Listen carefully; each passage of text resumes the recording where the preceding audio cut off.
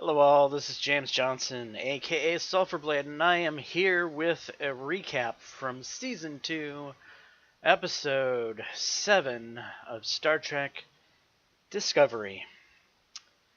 As usual, we start off with a personal log from Commander Burnham. I keep harping on this, but I don't like it. I don't want to hear Burnham's mewlings over whatever the hell's going on. It just distracts from the show. Please get rid of the terrible monologues with Commander Burnham. So I also noticed that when we got the close-up of the Discovery going by, the silly guns protruding from the deflector dish. I've never noticed that before on the Discovery, but what the fuck is up with that? Really? Guns coming out of the deflector dish? Yeah, pretty cheesy. So when we get into the episode, we we get two plot lines going on in this particular episode, and I thought it was. I don't like more than one plot line typically, but this one was alright. I was able to follow both plot lines without too much of a hassle. In the past, Star Trek Discovery has gone down so many plot lines that you just couldn't keep up with what was going on. And that wasn't really the case this time, though I prefer a singular plot line, but they did divide it into two.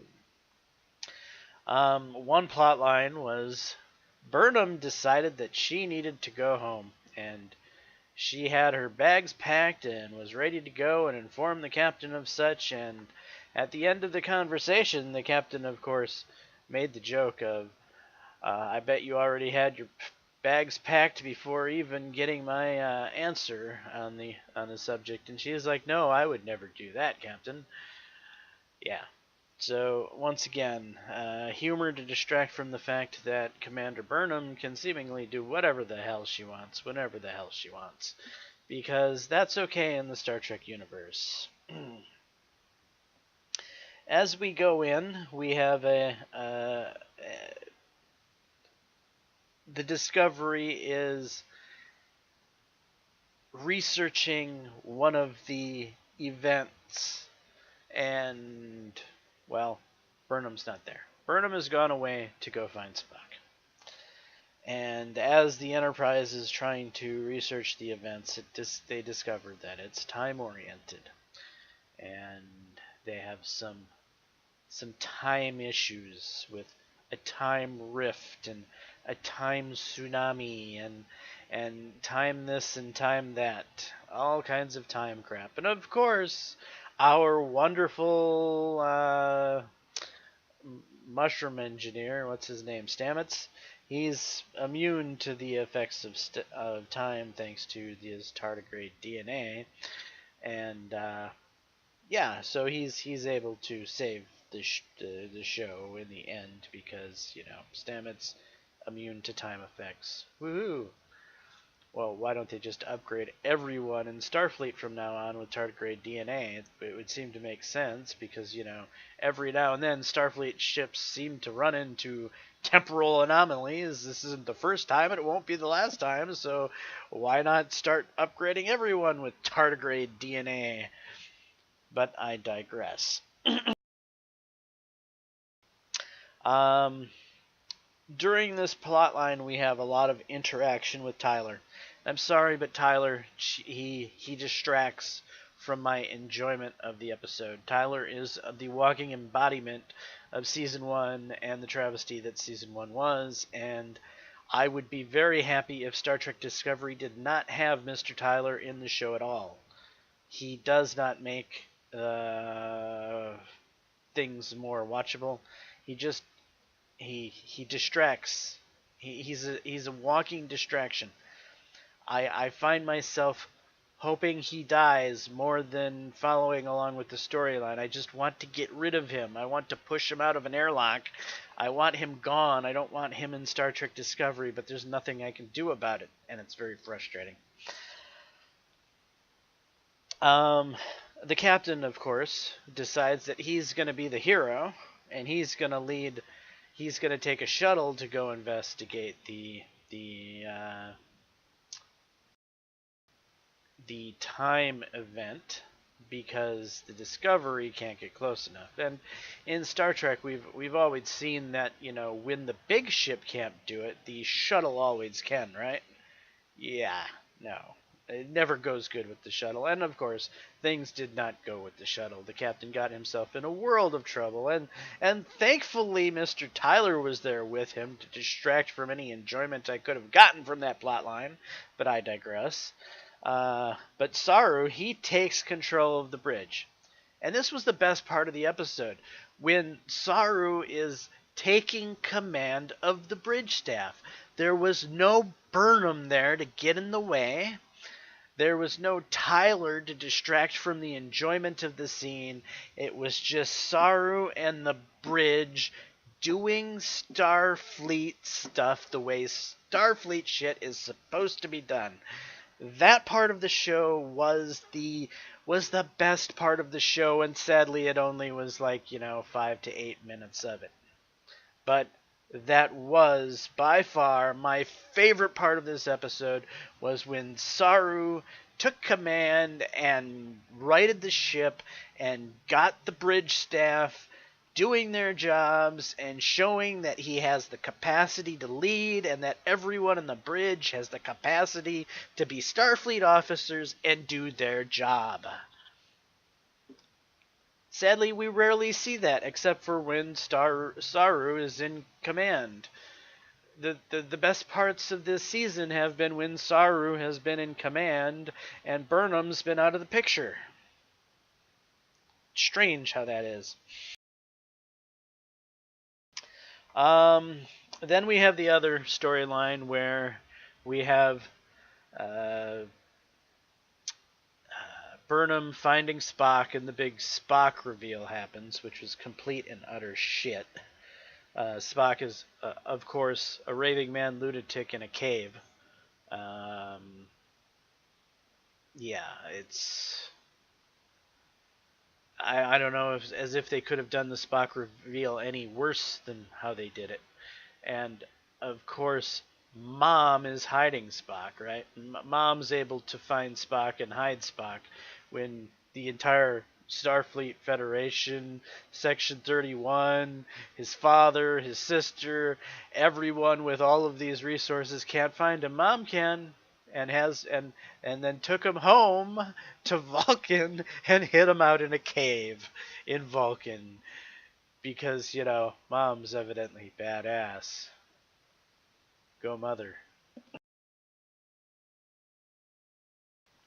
Well, Sarek, he gets wind of this. He figures out what's going on, and of that whole family, Spock, or I'm not going to call him Spock because it's not Spock. It's fake Spock. So fake Spock, Mom, Burnham, which we know as Mikey Spock. So we got Mikey Spock, fake Spock, and Mom, and Sarek. Sarek was the only person in that scene that I could even stand. And I kind of like the way Sarek is being played in this Star Trek Discovery offshoot. But yeah, he's not very Vulcan. He's kind of, well, he's 25% different Vulcan, right? Because we need everything to be 25% different in this stupid Star Trek license. But I don't know. The changes done to Sarek, I actually kind of like. Sarek seems more, well, he kind of feels like Spock. Sarek feels like Spock. It's like by making the true-blooded Sarek 100% Vulcan, 25% different. They've turned him into the TOS version of a half Vulcan, half human known as Spock in the original series. For me, Sarek gives me a Spock vibe because yeah, he's not a very good true Vulcan, but he makes an excellent half human, half Vulcan, but he's not half human, half Vulcan. He's Spock's dad. But yeah, I digress. So there's that whole storyline, which is just a bunch of shit. We end up taking Spock back to Section 31. Burnham's real mother decides to save the day. Giorgio, right? The fake Giorgio, the Emperor Giorgio, saves the day by telling Burnham that Section 31 doesn't have good intentions and they're going to hurt Spock. So they fake a fight between Giorgio and Burnham rescues Spock and they run away. And so now Burnham and Spock are on the run, and Emperor Giorgio is complicit in the fact. And then there was a small reveal that the commander of Section 31 is responsible for Mikey Spock's original parents' deaths. And that's the reason she's an orphan, is because the commander of Section 31 made her an orphan. Dun dun dun. Yay! Pointless reveal that we don't really give a crap about, but I'm sure Star Trek Discovery will try to hype that up. But yeah. And then the final reveal. The end of the episode. Spock's been ranting about all of these numbers, and because he heard these Alice in Wonderland tales from his mother when he was a young boy, he used Alice in Wonderland to try. He's using Alice in Wonderland to try to work through his craziness that he's going through, and Michael Burnham recognizes the fact that what's up is down, and what's down is up, and what's left is right, and what's right is left, is what Spock is going through right now. And so these numbers that Spock are fixated on, well, they must be transversed. They must be backwards. And so when she explores the numbers backwards, she discovers that it's the coordinates to none other than Talos 4. If anyone's familiar with Talos 4, Talos 4 is the home of the Talosians. And the Talosians are from the Cage and the Menagerie, where we see the original pilot episode with Pike, and then when we see Spock try to return Pike back to Talos 4, even though it's a quarantined planet under General Order 7, and Spock risks a court-martial to do it, so on and so forth. Yes, this is the Talos 4 that dun dun dun is the numbers that Spock is fixated on, and must be the answer behind the Red Angel, or something to do with it. But again, Talos 4 is hallowed ground. It's a place we've been to before. It's a place that has important storyline. This is where Spock risked his career to bring his former Captain Pike to, risked a court-martial because Captain Pike would be able to live out the rest of his life in some sort of better state than being bound to the wheelchair he was in on Talos 4. This was Spock doing a very noble act and risking his career. This is a quarantined planet. It's General Order 7, which the Federation has put that nobody's supposed to visit the planet by for starters by Federation regulations. So we had a story here. We went through the story here. And now Star Trek Discovery wants to go back to this place so they can fuck up the story here. Just like they're screwing with Spock. Just like they're screwing with Pike. Just like they're screwing with shit that they have no business screwing with. And that's where Star Trek Discovery is now going, to go back to the home of the menagerie, Part 1 and Part 2 in the cage, and screw with that, because Star Trek Discovery can't seem to keep their grubby mitts off of canon. They have to keep destroying things they touch.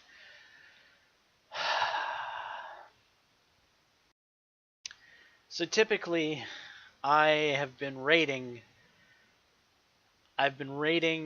how I feel the episodes go on a scale of 1 to 10. I don't know if I can rate this one, because there's just things I'm so biased against in this episode. Tyler spent so much time on the screen that it took away from what might have been a more enjoyable experience for me. We have this whole Talos crap going on. We have the reveal of Spock, which I've been dreading, and, well, I'm not happy about it. I don't want Spock in this crap. And while we revealed Spock, Spock never really said anything coherent or really acted at all. He was just a body for most part. He drew numbers on a wall.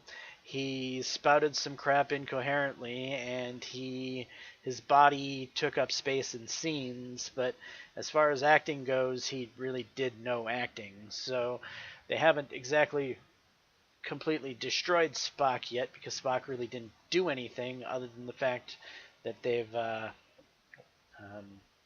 painting Spock in a light that's not very that doesn't do him very much credit.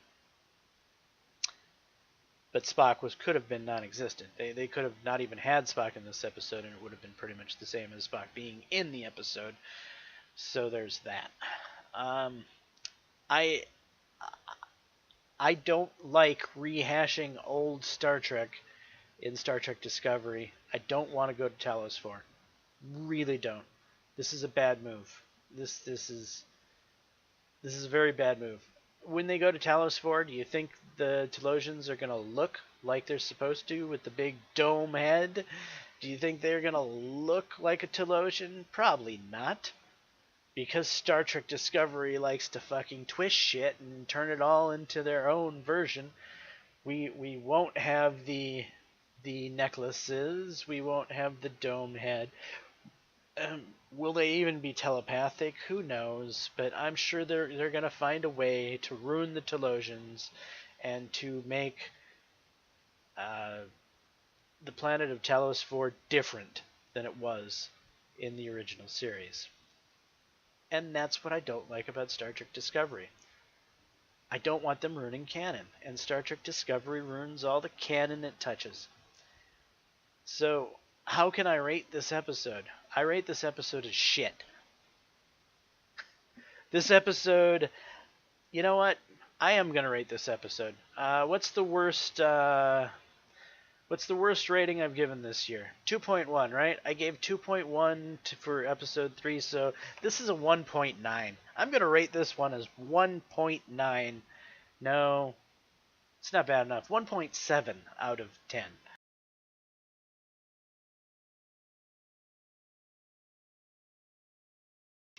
1.7 out of 10.